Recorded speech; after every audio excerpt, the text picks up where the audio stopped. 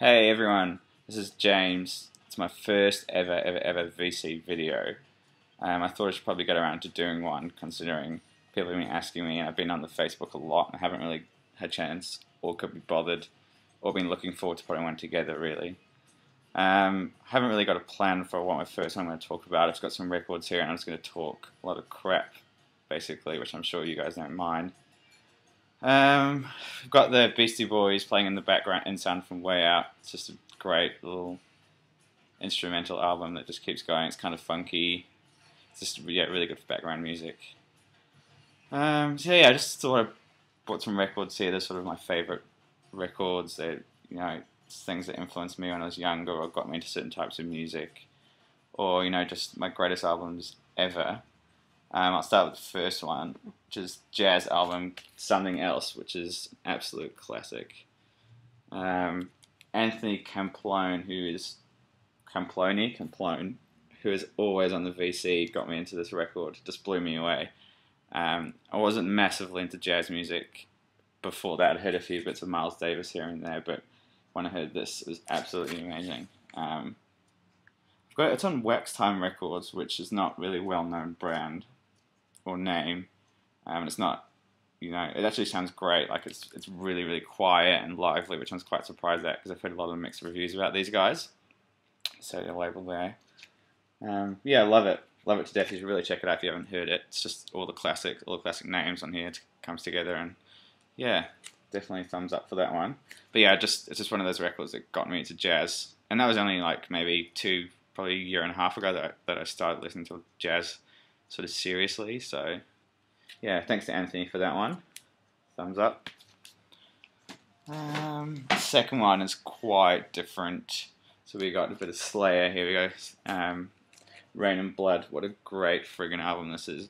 It even sounds better on vinyl. Like I've had it on my iPod for so long, and when you play this on my setup behind it just opens up so much, and it's just quick and powerful, and love it to death. Yeah, this is on Def Jam, so it's I bought it specifically off Discog, so it's a bit of a special pressing. Yeah, if you haven't heard this again, check it out. Just relentless riffs, really heavy, ridiculous guitar solos. You just sort of got to put a bit of tongue in cheek when you listen to this, and just power through it. Love it. Next one. This was a holy grail for so long. I finally just bit the bullet and picked it up. Mars Volta, Bedlam and Goliath. This is another crazy one. It's just a mindfuck, like absolutely just power. It's such a pretty tough listen at first, but I love it. You just gotta sit down and open your ears, and power through it. Just open it up a sec. It's got a really cool gatefold and a weird. I don't even know what this is. I haven't even played it. I think it's a. I don't know, to be honest. I've had it for like 6 months and I haven't even put it on, but I should really check it out. Anyway, very cool package. Yeah, thumbs up for that. I mean, I've seen these guys about 3 or 4 times live. Saw them on this album tour, and that was brilliant. Probably one of the best shows I've ever seen. I think they had about 12 or 14 musicians all just jamming. Like, they played maybe 3 songs over an hour and a half, but they just kept pushing through. Yeah, it was great. I've seen them since. I mean, they've never been as good as they were back when I saw them. I think it was 2008. But yeah, still a great band. I love them. Another classic. This is sort of one of those albums I heard when I was in my teenage years. The Cure's Disintegration. I think this is like the 2010 reissue on double vinyl, which sounds fantastic. It just sounds so dark and dreary, and yeah, I don't know. It's just one of those albums I listen to in winter all the time.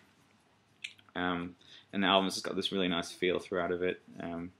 It almost sounds wet and stormy. I don't know really how to describe it, but I love it to pieces. So there's that one.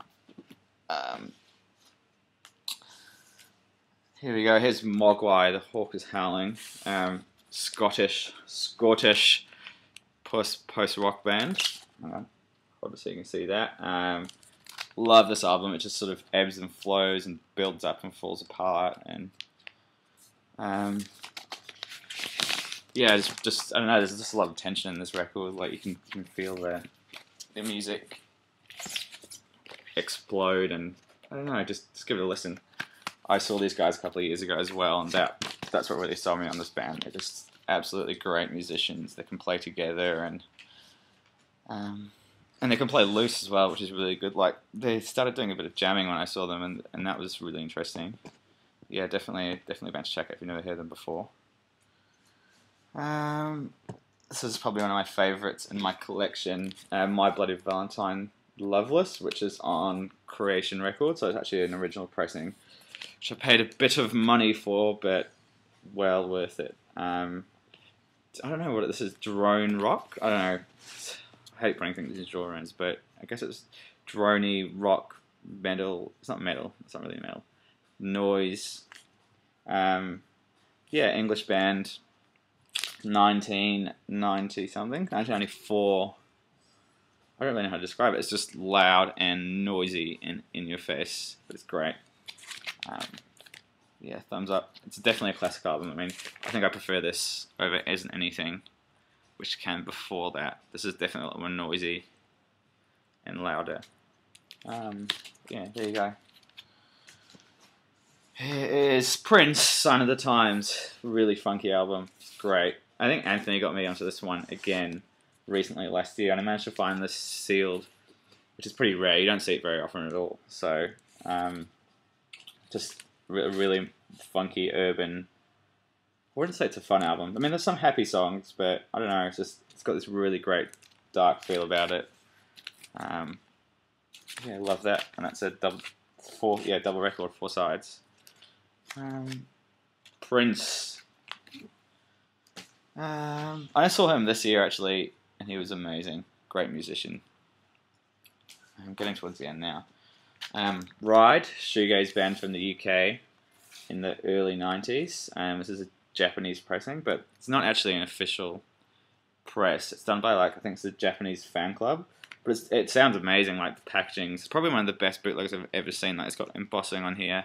The artwork is slightly darker than the original, but yeah, it sounds absolutely brilliant. And it's got a lot of bonus tracks on. Like I'm pretty sure about 5 or 6 songs of these are from one of the early EPs. But yeah, I love it. It's great. Anyway, you should check this out. It's a classic album. And what's the other one called again? The one that was reissued this year, I've completely forgotten the name of it. It's got like the face with the lemon on it. Anyway, I'm sure you guys will know what I'm talking about anyway.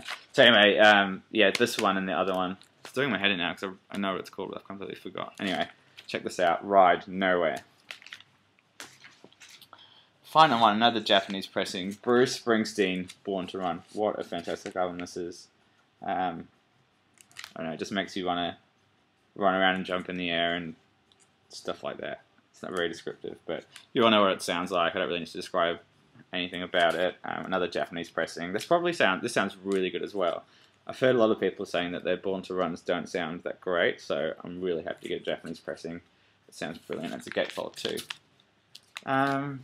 Yeah, so that's sort of like 10 or 12 records that have influenced my listening, or I've liked it a lot.